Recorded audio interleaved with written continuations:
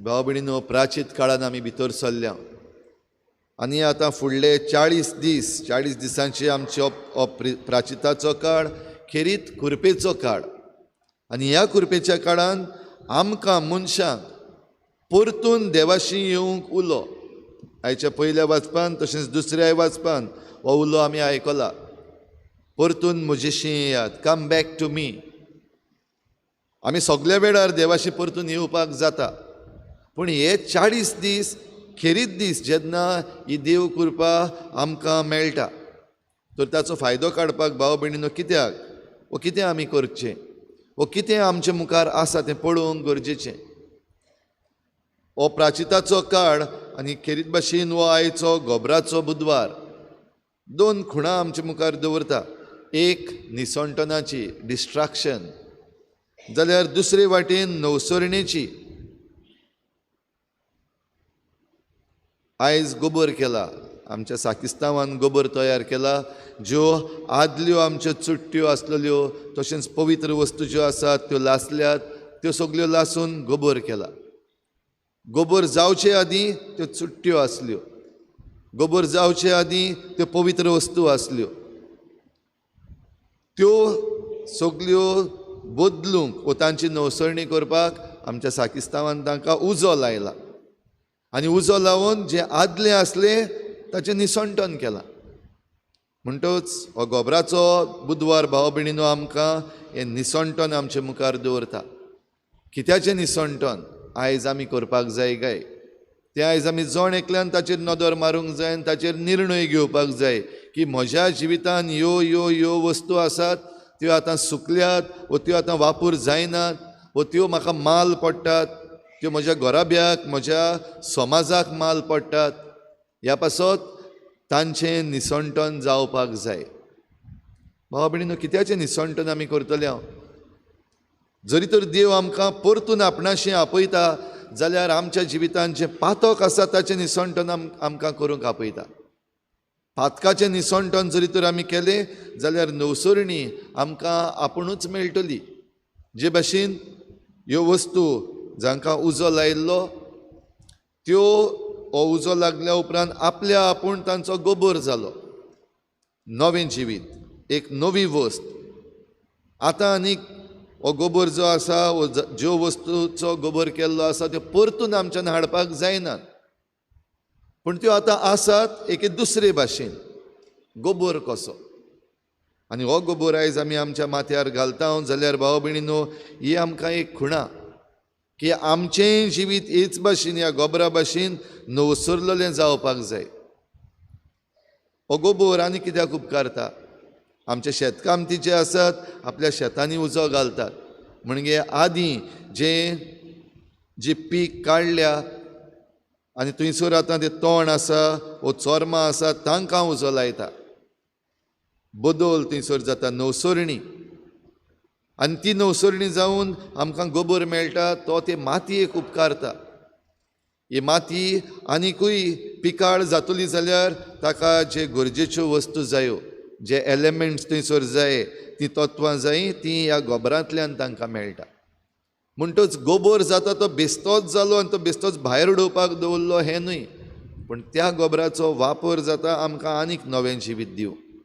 तेच भाशेन आमचें जिवीत, जरी तर आमी आमच्या जिवितान हें निसंटन वायटाचें करता आनी ताची नवसरणी करून आमी हो गोबर जाल्ल्या भाशेन हें नवेंपण हाडटा, जाल्यार तें भितर दवरूंक न्हय. तें आमी आमच्याच जिविताक, आमच्या घोराब्याच्या जिविताक, आमच्या ह्या समाजाच्या जिविताक आमी वापरूंक आमकां एक व्हड सयेक. ह्या पासत भाव भयणीनो, आयज आमकां हे 3 उपाय खेरीत भाशेन जेजू दिता. हे 3 उपाय म्हणल्यार आमचीं 3 हातयारां, जें कितें आमी निसंटन करूंक जाय, जें कितें आमी पिड्ड्यार करूंक जाय तें पिड्ड्यार करूंक, आनी जें कितें आमी नवसरूंक जाय तें नवसरूंक. काय बरीं हीं 3 हातयारां. पयले सुवातेर आमी बऱ्यो करण्यो करूंक आमकां आपयता. आनी बऱ्यो करण्यो करप म्हणल्यार दुसऱ्यांक पावप. ही पयली करणी आयज आमकां जेजून दिल्या. दुसऱ्यांक पावप म्हणल्यार दुसऱ्यांक जें कितें गरजेचें, दुसऱ्यांच्यो गरजो समजून घेवप, तांच्या आदाराक पावप, तुजेच लागीं जें कितें आसा तें ताका दिवप.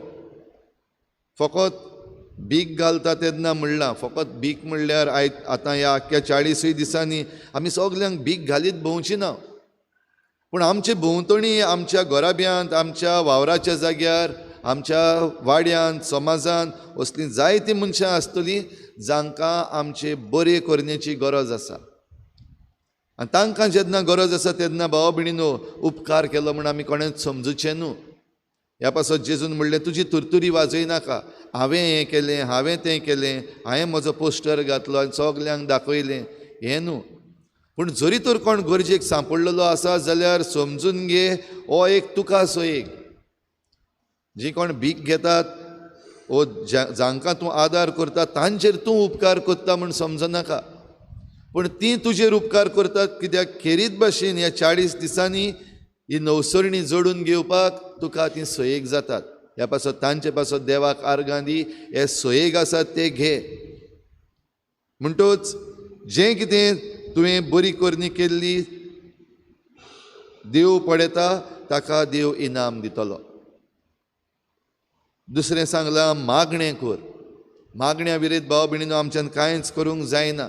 वयरच्या दिसाकूय आमी नियाळ्ळां, मागण्या विरेत आमच्यान असलें वायट जें आसा तें काडून उडोवंक जायना, वायटाचें निसंटन करूंकूच जायना. तें वायट आमचेर आनिकूय येयत रावतलें.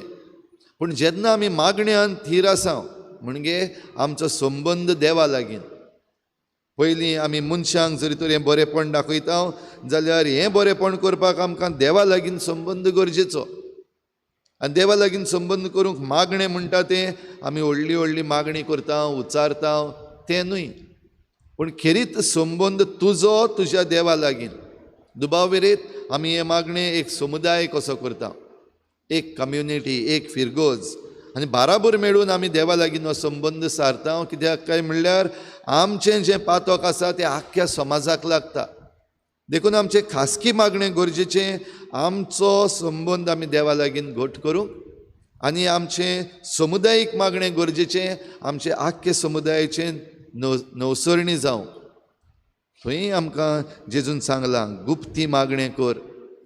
म्हणजे आमचे खासगी मागणी आसा ते एक एकलो आमी करता, तातूंत आमी देवा लागीं हो संबंद जोडटा.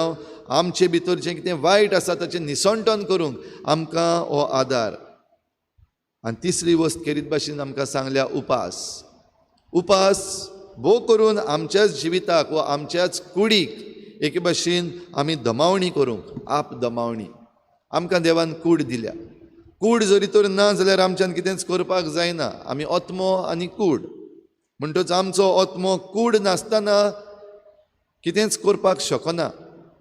म्हणटच आमकां एक कूड दिल्या ती आमी सांबाळपाक जाय, एक कुडीचो परामस करपाक जाय, एक कुडीक खुशाल करपाक जाय.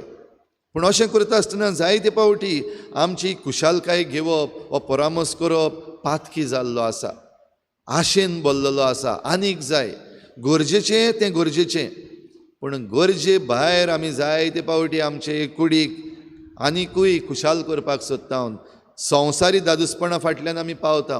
आनी हें आमी केल्लें देंवचाराक जाय. कित्याक जेन्ना ही कूड जी आमकां दिल्ली आसा हे कुडीन आमी असलें वायट करता तेन्ना आमी देंवचाराच्या चोपक्यान पडटा. तर आपल्या ताब्यांत वा आपल्या चोपक्यान देंवचारान आमकां करपाक जाय जाल्यार देंवचारा लागीं उपाय हो आसा, आमचे कुडीक घट धरप, आमचे कुडीचेर आक्रमण करप.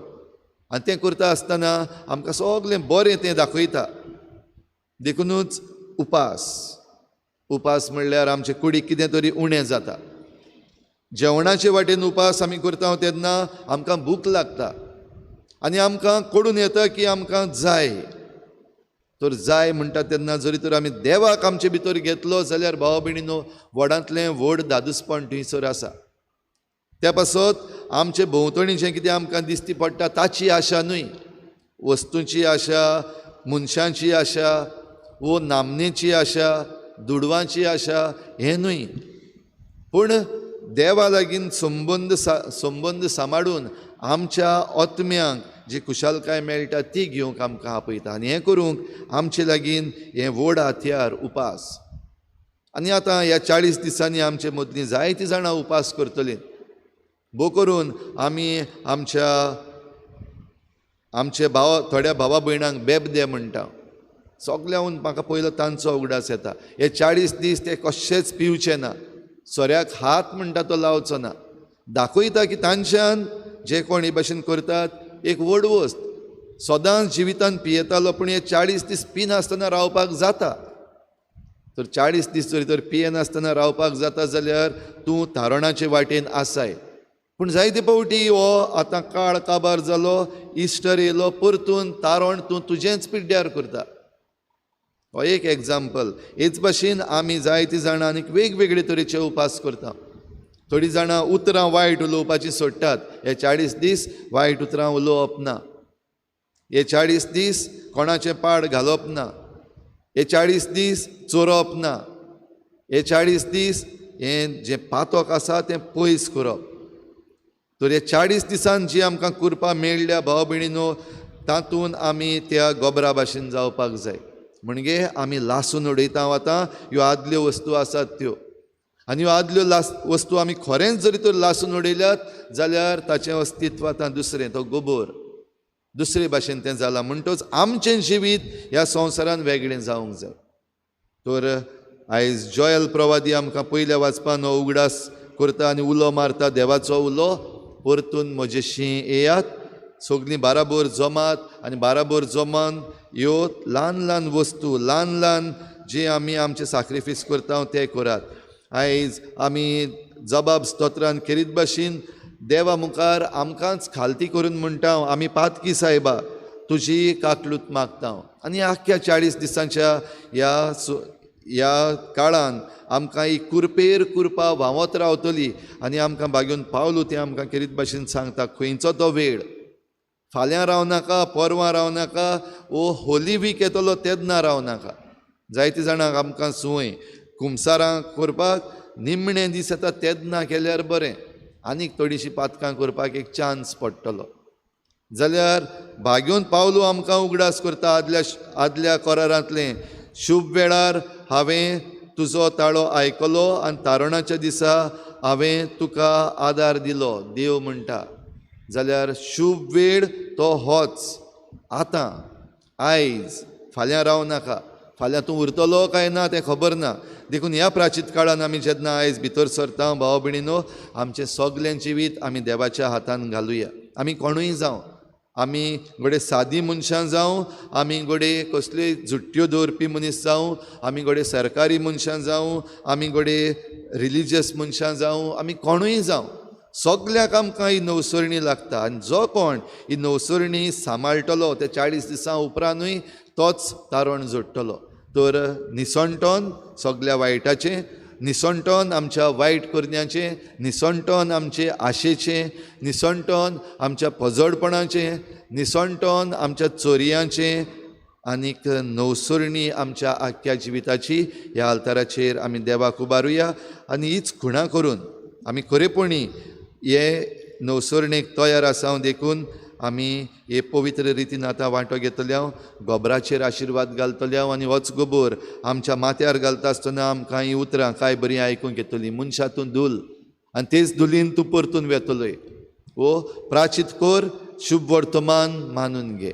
तर हे रितीन आतां आमी सगलीं देवाचे कृपेन वांटो घेवया.